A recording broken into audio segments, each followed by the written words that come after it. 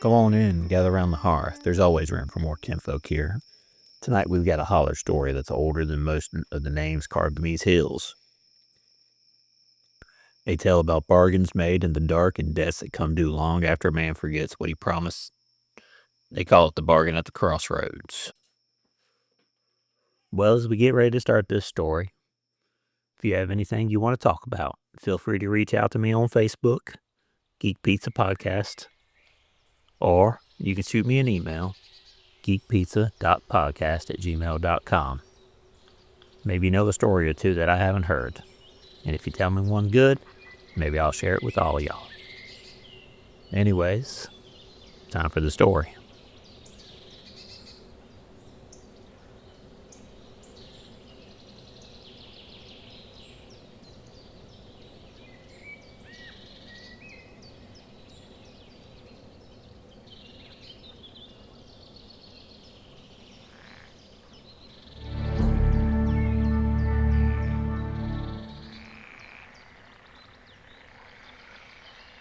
Down in a low bend of the valley, there's a place called Hemlock Crossing. 3 roads meet like fingers reaching out for one another. And right in the middle, at the edge of the road, stands a stump, black as coal, where the hemlock was struck down by lightning before the war. Folks leave coins in the knothole and drive iron nails into its roots, one for luck and the other for releasing pain. Elias Boone walked that way one night when the moon was only a thumbnail's high. He was a young miner, then, hands split from stone and hunger. The mine had caved that spring before and taken his daddy with him. Now his mama was fading slow and the little one's ribs were showing. When the mine boss owns your wages and the hope both. He tried honest work, tried the church, but honest work don't fill the empty pot when the mine boss owns your wages and all your hope. Some folks say the crossroads listens. Some folk even say that if you say the right words, it might change your luck. So Elias took his daddy's black handle knife and silver coin his mama had been saving for a burial cloth, and he knelt down at the stump, cut his palm, and he whispered his wants. I want to play the fiddle like no other. I'll give anything to be remembered for a song. And the night answered, but it weren't no devil with horns and smoke. Nah, it was the one who stepped from the fog wore the mine boss's long coat and black hat, coal dust on his cuffs. He smelled of hair oil and paste ups. The mine boss, the man every worker feared, though some said he'd been dead for 3 winters. Well, you looking to be remembered, boy? Well, I ain't taking those souls. I'm putting a lease on them. You pay your due when your time runs out, 10 years and a day. Not any longer. And he pulled the fiddle from under his coat. The fiddle was pale as bone. That fiddle there is carved from a single piece of wood, harvested from the tree that grows halfway between heaven and hell. Elias reached for the fiddle, the blood from his palm soaking into the wood like ink on paper.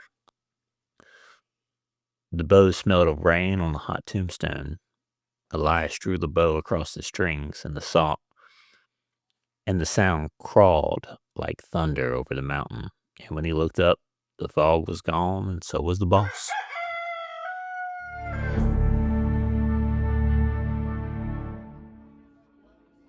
By spring, the family had food on the table, and Elias's music carried further than sound could travel. He played weddings and revivals, harvest dance, and folks said the corn grew taller whenever he played. He never asked for money, but it came. But every time he played, that old mine boss seemed to be watching from the shadows of the porch or a darkened window. But strange signs also came with the music. Horses seemed to shy away from him. Mirrors warped his face like the glass was breathing. At night, he'd hear a hoofbeat behind him on an empty road. Always one set, never 2. Well, one day, Elias climbed to the top of the ridge to visit Granny Root's place. She was old as dust and sharp as a fresh axe. The bottle tree glinted in her yard, catching sunlight like captured ghosts. You look worn thin, boy. What troubles you? Well, I made a deal for music, and a man came from the fog. Looked like it was the boss from the mines. He said 10 years in a day.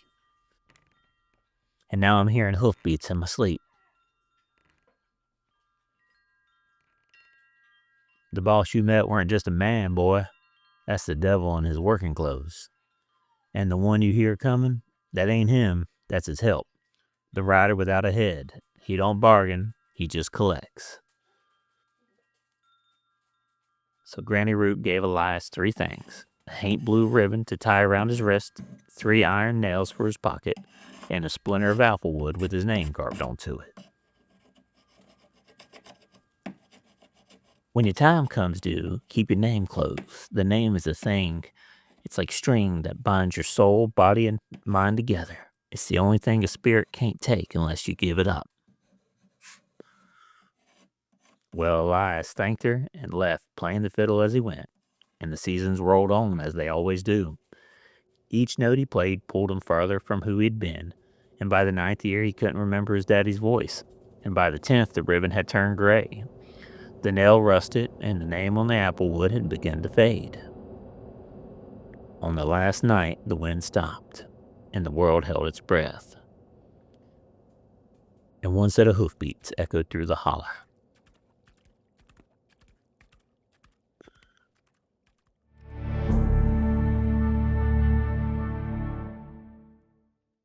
Now, Elias Boone, he knew what was coming. He didn't head back to Hemlock's Crossing, but he knew what waited there. He packed the pale fiddle and the carbine with his name on it, taking the ridge road that led through the old pines and past the closed mine.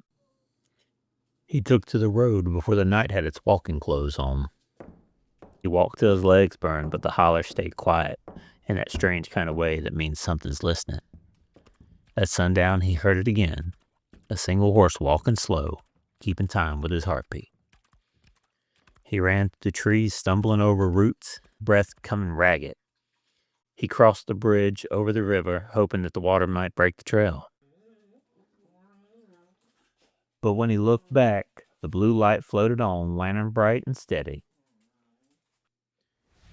He reached the mouth of the old mine where his daddy had died, and smoke began to rise from the black tunnel, even though it had been sealed for years. And waiting by the drift was the mining boss. His hat hung low, smiling like he knew exactly where Elias would end up. "You look tired, son. You can run, but you can't buy time that ain't yours." Then the rider stepped up from the fog, tall in his saddle, lantern fire set where his head should be, blue flame burning bright against the night. He didn't say a word. Elias raised the bow and played a lullaby his mama used to hum, stitched together with the waltz from the night he made his deal. The sound cut through the wind, the rider waited, and the fire flickered brighter with every note. One by one, each string on the fiddle broke, until only silence remained.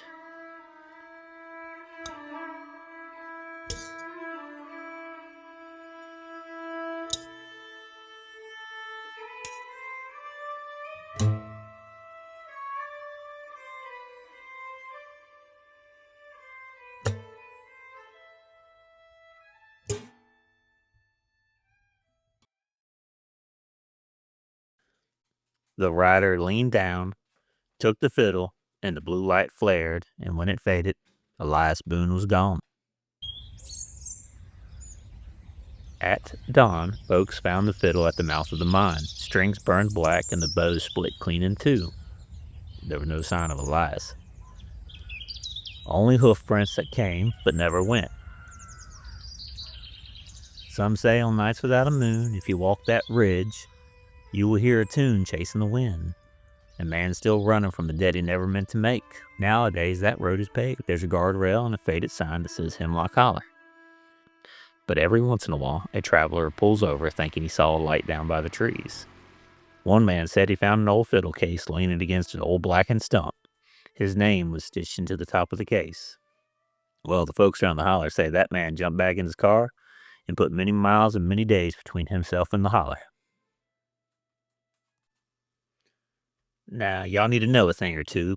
So the crossroads is something most people probably wouldn't think much about. But a crossroads, by definition, is a transition. It's a point where you can make a choice either to go one way or another. So you got to be careful who you meet on those crossroads. Sometimes they're not who you think they are. Well, many years ago, down in the Delta of Mississippi, there was a man named Robert Johnson.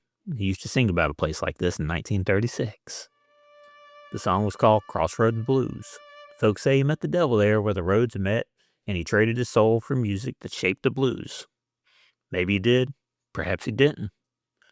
Maybe it was just another story about how far a man's willing to go when he's got nothing left but hunger and a dream. Well, whether it's a miner in the holler or a guitar man down in Mississippi, the deal's always the same. The devil you know makes the bargain, but the one who comes to collect, he doesn't knock twice.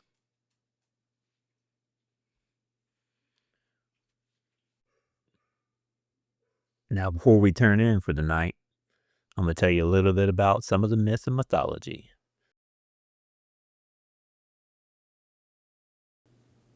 Now, before we finish this tale for the night, I want to tell you a little bit about the one who comes to collect, the thing folks in the old country used to call the Dullahan.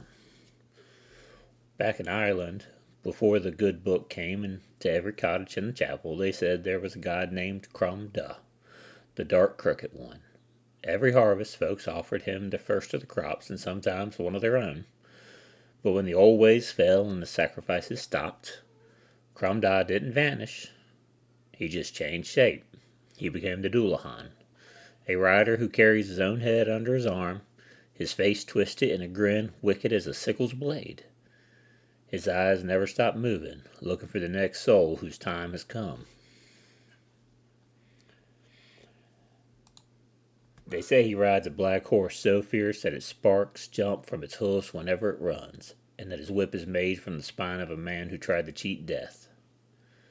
When the Dullahan runs past your house, all your windows and doors fly open.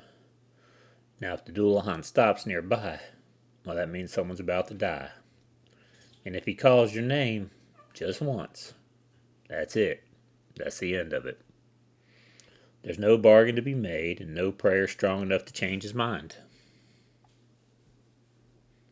But folks used to say that if you kept gold in your pocket, it'd keep him away. Even a single coin held tight in your hand would make him turn his horse aside. Maybe that's why people still leave coins at the crossroads or nail iron into the old roots of trees, just in case. Some say he rides for the devil, others say he serves no master at all. But all the stories agree on one thing: the Dullahan doesn't knock twice. Once he's on your trail, he'll find you, over river or ridge, by lantern light or moonlight. Well, now, when the Scot and Irish folk came and settled across the sea and settled these mountains, they brought their stories with them, and the Dullahan came riding too. He changed along the way, lost his name, but not his purpose. These days, folks of the holler just call him the rider. He doesn't carry his head any longer. He just carries a lantern. But that blue fire burning inside, well, that's the same light that's been following us all for years. Going back as far as man can remember, we've always held fire in a sacred place. It's what keeps the dark at bay, and maybe that's it. Maybe that's why we can't stop looking for it, even when it's the kind that burns us in the end. So if you ever driving some lonely road at night and you see a light down in the fog, don't stop to look. Keep your eyes on the line ahead and your hands on the wheel. Because once the rider sees your face, he never forgets. Well, now that fire is burning low, it's time for us to say goodnight. But I want to leave you with one last thought.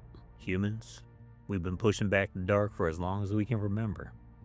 Well, I don't believe that we're actually scared of the dark. I think what we're scared of is that we're not alone in the dark. Keep the dice rolling, keep your pizza warm, and your stories alive. Happy Halloween, kinfolk.